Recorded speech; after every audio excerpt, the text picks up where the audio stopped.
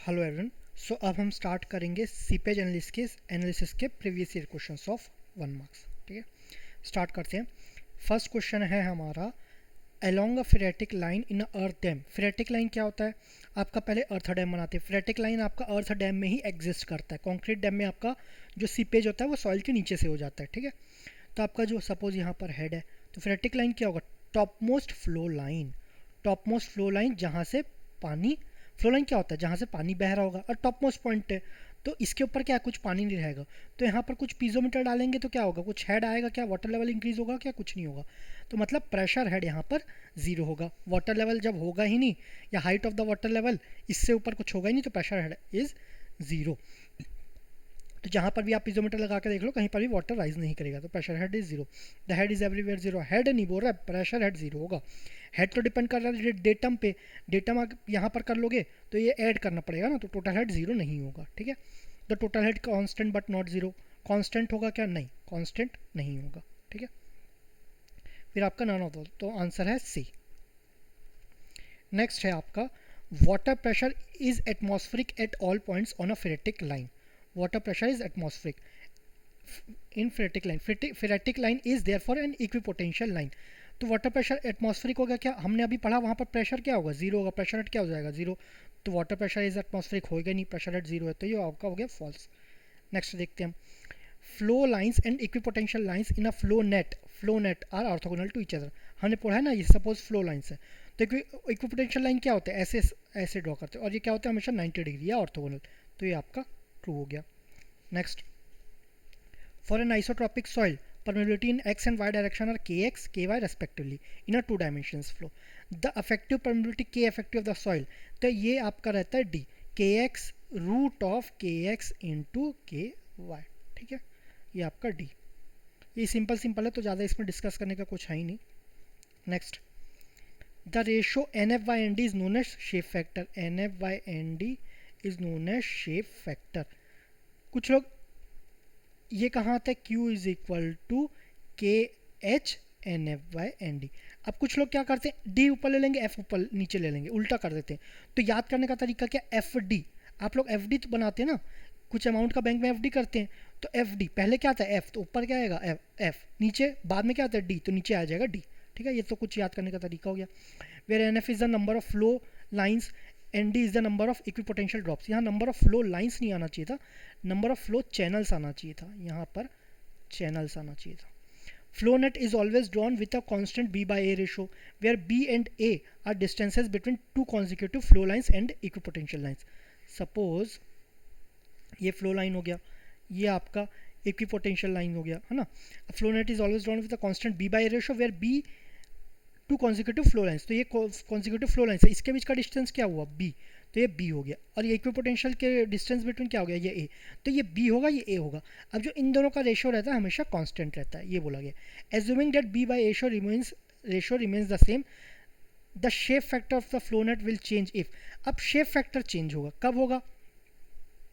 Upstream and downstream head soil in distance. अगर ये change कर दे तो अपने आप एडजस्ट कर लेगा।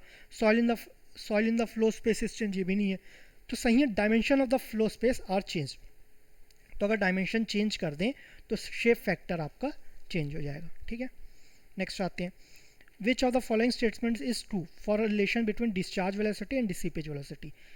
तो ये आपका परमिबिलिटी में भी आ सकता था, ऐसा कुछ वो नहीं है, हमें तो मेन क्वेश्चन से मतलब है। तो फॉर्मूला देख लेते हैं, discharge velocity is equal to seepage velocity by porosity. अब पोरोसिटी क्या होता है? Volume of voids by total volume. अब volume of voids is always less than total volume, तो पोरोसिटी ऑलवेज लेस देन 1 रहेगा। ठीक है, या रेंज रहेगा 0 to 1, ऑलवेज लेस देन 1। तो जब ऑलवेज लेस देन 1 होगा तो V s will always be greater than, या seepage velocity will always be greater than apparent velocity या डिस्चार्ज वेलोसिटी। ठीक है, तो इसमें कौन सा ऑप्शन है? Seepage velocity is always smaller, ये तो आएगा नहीं। Seepage velocity can never be smaller, ये सही है। Can never be smaller, will always be greater, तो आपका बी सही हो गया। ठीक है, next question, a sheet pile has an embankment depth of 12 metre in a homogeneous soil system. homogeneous मतलब सपोज एक सॉइल है, होमोजीनियस मतलब अगर ये पॉइंट पे कोई प्रॉपर्टी देखें ना, अगर दूसरा पॉइंट देखें तो सेम डायरेक्शन में आपका प्रॉपर्टी सेम होगा। इस डायरेक्शन में देखेंगे तो प्रॉपर्टी डिफरेंट हो जाएगा, है ना। ज़रूरी नहीं सेम हो या सेम भी हो सकता है, डिफरेंट भी हो सकता है, लेकिन एक ही डायरेक्शन प्रॉपर्टी सेम होना चाहिए, तो वो आपका हो गया homogeneous. The coefficient of permeability of the soil आपका दिया है 10⁻⁻6 मीटर पर second. Difference in the water levels between two sides of the sheet pile is h is equal to 4 metre, ये भी गया है। Flow net is constructed with 5 number of flow lines, number of flow lines गया है, तो N F क्या हो जाएगा आपका 5 माइनस 1, तो नंबर ऑफ फ्लो लाइंस आपका 4, ये आपको बताया गया, ठीक है। और आपका 11 number of equipotential lines, equipotential lines, लेकिन एनडी क्या होता है, नंबर ऑफ इक्विपोटेंशियल या पोटेंशियल ड्रॉप्स, तो ये होता है आपका number of equipotential lines minus 1, तो ये हो गया 10, ठीक है। तो हमारा एन एफ एन डी आ गया। ये ध्यान रखना, नंबर ऑफ फ्लो लाइंस और number of equipotential lines given था, है ना। छोटे छोटे जो चीज़ें रहते हैं, अगर आप पूरा बेसिक चीज़ें अगर कॉन्सेप्ट समझ लोगे ना, तो एक भी क्वेश्चन आपसे कम से कम ये छोटी सी गलती तो नहीं करोगे, है ना। हो सकता है क्वेश्चन ना बने, क्वेश्चन ना बने तो समझ में आएगा कि चलो उस चीज़ का आप या तो पढ़े नहीं हो या out of the box question आ गया, लेकिन जो अगर आप पढ़ के गए हो, कुछ चीज़ ओवर कॉन्फिडेंस में अगर छोड़ दो, वो क्वेश्चन नहीं बनता ना, उसमें फिर आपका एफर्ट वेस्ट होता है, ठीक है, जितना भी आप एफर्ट किए एग्जाम के पहले। तो ये सब ऐसे क्वेश्चन में आपकी गलत नहीं होना चाहिए, एफर्ट वेस्ट नहीं होना चाहिए। अब क्या पूछा, quantity of seepage in centimetre cube पर सेकंड पर metre up to 1 decimal place, ये पूछा गया।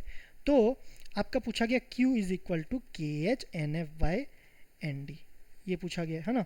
इसका यूनिट क्या होता है, मीटर क्यूब पर सेकंड पर मीटर। अगर इसमें सब मीटर में डालें और सेकंड में डालें, तो सपोज सभी हम मीटर में डालते हैं या ऐसा यूनिट में डालते हैं, तो K कितना दिया 10⁻⁻6 है, H कितना दिया है आपका 4 मीटर है, NF कितना है आपका 4/10, ये कुछ है।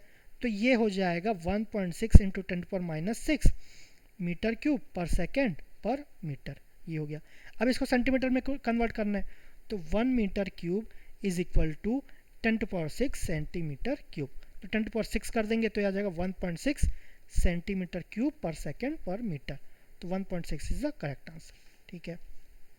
नेक्स्ट देखते हैं, तो नेक्स्ट है हमारा अ फ्लो नेट बिलो अ डैम कंजिस्ट, बिलो अ डैम मतलब कौन सा डैम है, कॉन्क्रीट डैम, ऑल्दो इतना इंपॉर्टेंट नहीं है, लेकिन ये थोड़ा समझ लिया करो। बिलो अ डैम बोला गया है तो आपका कॉन्क्रीट डैम हो जाएगा, डैम के थ्रू पास नहीं हो रहा है ना, डैम के थ्रू पास होगा तो क्या हो जाएगा, ये आपका अर्थन डैम हो जाएगा। अ flow net below a dam consist of 12 equipotential drops, equipotential drop बोला है ना, तो एन डी है हमारा 24, और फ्लो चैनल तो ये आपका एन एफ, ये गिवन है, ये 7। The difference between the upstream and downstream water level से 6, तो h इज इक्वल टू 6 हो गया। The length of the flow line adjacent to the toe of the dam at exit, length at exit दिया है तो ये आपका 1 metre हो गया। The specific gravity and void ratio, specific gravity and void ratio दिया है। अब क्या निकालना है हमें, factor of safety against piping निकालना है। तो ये क्या होता है अगेंस्ट पाइपिंग, इसका फॉर्मूला क्या है, आई क्रिटिकल बाय आई एग्जिट, है ना, आई एग्जिट। सबसे पहले आईसी निकाल लेते हैं। आईसी क्या होता है, g-1, दो फॉर्मूला g-1/1 + e या फिर g-1 इंटू 1 - n। इतना फ्लुएंटली तभी याद हो पाएगा जब आप रोज रिवीजन करोगे। ज़रूरी नहीं रोज यही याद करो g-1/1 + e, g-1/1 + e। अब दो दिन में याद करो, तीन दिन में रिवाइज करो, जो बीच के 2 दिन है वो दूसरा चीज़ रिवाइज करो, तो आपका कंटिन्यूटी मेंटेन होना चाहिए, ठीक है। तो यहाँ पर ई दिया है तो आपको ये वाला फॉर्मूला यूज़ करना पड़ेगा। तो g-1 दैट इज़ 1.7, आपका 1 + e तो 1 + 0.7 तो आपका 1 + 0.7 तो आपका 1.7 आ जाएगा, तो ये वैल्यू आ जाएगा 1, ठीक है। अगर कहीं जगह मेरा स्पीड फास्ट हो रहा है तो आप एडजस्ट कर सकते हो स्पीड को, ठीक है। कई जगह स्लो हो रहा है तो आपको फास्ट कर लेना, जैसे भी करना हो। आई एग्जिट का फॉर्मूला क्या होता है, ये होता है आपका डेल एच बाय आपका डेल एल। अब डेल एच क्या है, इक्विपोटेंशियल ड्रॉप पर फील्ड है ना, लेकिन टोटल फील्ड में कितना चेंज होता है एच, और नंबर ऑफ इक्विपोटेंशियल ड्रॉप कितने होते हैं एन डी, तो ये एक फील्ड का आपका पोटेंशियल ड्रॉप आ जाएगा, डेट इज डेल एच हो गया इंटू 1/डेल एल, तो ये आपका आई एग्जिट हो गया। अब एच कितना दिया है आपको 6, एन डी कितना दिया है आपको 24, ये आपका 6, और लेंथ कितना है 1, ठीक है, 1/1 डेट इज़ 1, तो ये कितना आ जाएगा 1/4। आई एग्जिट को इधर पुट कर देंगे 1/4, तो ये क्या हो जाएगा factor of safety is equal to 4, so D is the correct answer, ठीक है। नेक्स्ट देखते हैं एन आइसोट्रॉपिक। एन आइसोट्रॉपिक क्या होता है, तीनों परपेंडिकुलर डायरेक्शन में आपका प्रॉपर्टीज डिफरेंट रहता है, ठीक है। An anisotropic soil deposit has coefficient of formality in vertical and horizontal direction as kz and kx respectively. For constructing the flow net, the horizontal dimension of the problem geometry is transformed by multiplication factor. अब जैसा कि हमने बताया था, ये suppose आपका dam है ना, एनाइसोट्रॉपिक में, एनाइसोट्रॉपिक मतलब आपका हॉरिजॉन्टल क्या है के एक्स, वर्टिकल क्या है आपका के वाई। अब इसको इक्विवेलेंट निकालना है, अफेक्टिव परमेबिलिटी निकालना है। अफेक्टिव परमेबिलिटी क्या हो जाएगा, रूट ऑफ के एक्स इंटू के वाई। लेकिन ये पूछा गया है क्या, ना ये नहीं पूछा गया, हमें क्या पूछा गया है, जो हॉरिजॉन्टल डायमेंशन जो ट्रांसफॉर्म होगा ना, वो किस मल्टीप्लाइंग फैक्टर से ट्रांसफॉर्म होगा, है ना। तो क्या होगा, ये आपका ट्रांसफॉर्म हुआ, सिर्फ आपका हॉरिजॉन्टल ट्रांसफॉर्म होगा। सपोज ये बी है तो स्मॉल बी होता है आपका कैपिटल बी, आपका हॉरिजॉन्टल है तो हॉरिजॉन्टल डायरेक्शन में जो परमिबिलिटी है ना वो नीचे आ जाता है, ठीक है, और वर्टिकल वाला ऊपर। तो ये हो गया B into K Y, root of K Y by K X. तो के, सॉरी ये जेड दिया है तो जेड बाई के एक्स, तो root of K Z by K X, ठीक है। तो C is the correct answer. Next question, consider two dimensional flow through isotropic soil. Isotropic soil मतलब कोई एक पॉइंट कंसिडर किए, उसमें किसी भी डायरेक्शन में कोई भी प्रॉपर्टी लोगे ना तो वो आपका सेम रहेगा, तो वो आपका आइसोट्रॉपिक सॉइल हो गया। Along X direction and Z direction, ठीक है। इफ, तो टू डायमेंशनल है वो एक्स डायरेक्शन में जेड डायरेक्शन में। If H is the hydraulic head the Laplace equation of continuity is expressed at. Laplace equation of continuity इसको लिख सकते हैं हम, के एक्स आपका del square H by del X square plus K Y del square H by del Y square is equal to zero.